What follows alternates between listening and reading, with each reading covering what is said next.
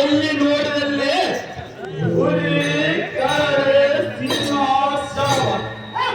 ಮುಂತಾದ ಅನೇಕ ದುಷ್ಟ ಮೃಗಗಳು ಹೇಗೆ ಘೋರ ಗರ್ಜನೆ ಮಾಡುತ್ತಾ ಸಂಚರಿಸುತ್ತವೆ. ನೋಡು ನೋಡು, ಶಬಾಷ್ ಸಾಲದೆ ಗಾಢಂಧಕಾರವಾದ ಈ ಘೋರ ಅರಣ್ಯದಲ್ಲಿ ಆ ಸ್ತ್ರೀಗಳು ನೆಲೆಸಿರುವುದಕ್ಕೆ ಕಾರಣವೇನು?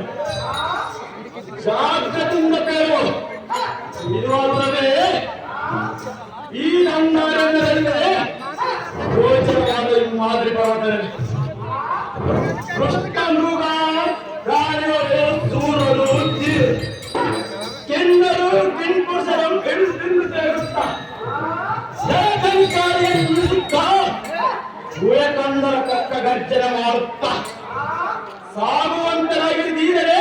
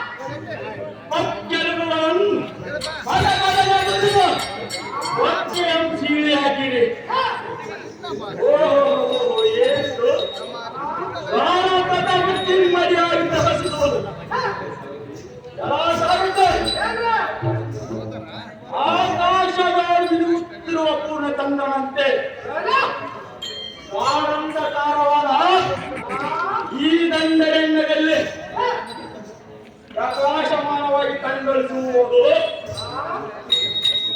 ಈ ಸ್ತ್ರೀಯರ ರೂಪ ಲಾವಣ್ಯ. ಅತಿಶಯಗಳನ್ನು ವರ್ಣಿಸಬೇಕಾದರೆ ಸಹಸ್ರವು ಆದಿಶೇಷರಿಗೂ ಅಸಾಧ್ಯವಾಗಿರುವುದು. ಇಂಥ ಅಗಣಿತ ಮಹಿಮಕಾರನಾದ ಈ ಸುಂದರಿಯು ಸ್ವರ್ಗ ಮಧ್ಯ ಪಾತಾಳಕ್ಕೆ ಸೂತ್ರದಲ್ಲಿರುವ ಹೇಗೆ ಒಳ್ಳೆಯದು. ನಾನು ಇವರನ್ನು ಮಾತನಾಡಿಸಿ ನೋಡುವೆ.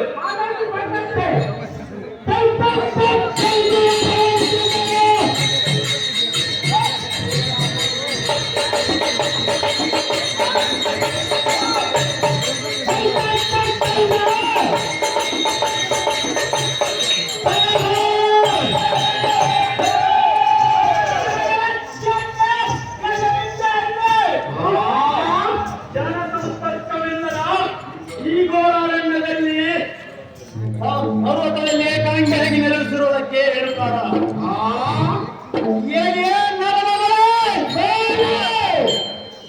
ಚಂದಕು ಚಂದ ಪೂರ ಬ್ರಹ್ಮಾಂಡವಲ್ಲ ಏಕೈಕ ವೀರನಕ್ಕೆ ಸರಿಯಾದ ರಕ್ತ ಬೀಜನವೆಂದು ಏನು ಕಾರಣ? ಮೊದಲ ಕಥಾಗೆ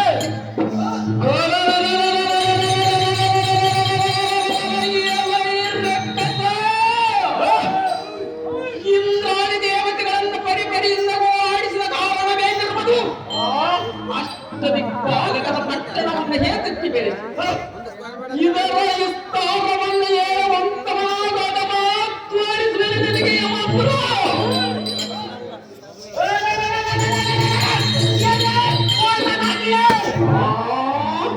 ಕುಂಭರಕ್ಕಸದಿಂದ ಮುಂದರ ಮಕ್ಕಳಿಗೆ ಇಂದಾದಿ ದೇವತೆಗಳನ್ನು ಬೆಂಡಕ್ಕಕೊಂಡು ರಕ್ಕಸರನ್ನು ಸಂವರಿಸಿದ ಸಂಗತಿಯನ್ನು ತಿಳಿಪಡಿಸು. ಇಲ್ಲದಿದ್ದರೆ ಈ ಕರಾಳಿಂದ ನಿನ್ನ ಮಟ್ಟಿಸಿ ನಿನ್ನ ಸಂವಾದವನ್ನು ಅಮರ್ಸುವೆ. ಶಾಖದಿಂದ ನಿನ್ನ ಬೆಂಗಾಳೊಳಗೆ ಬರುವಂತಕ್ಕಾಗಿ ಈಗ ಅತಿ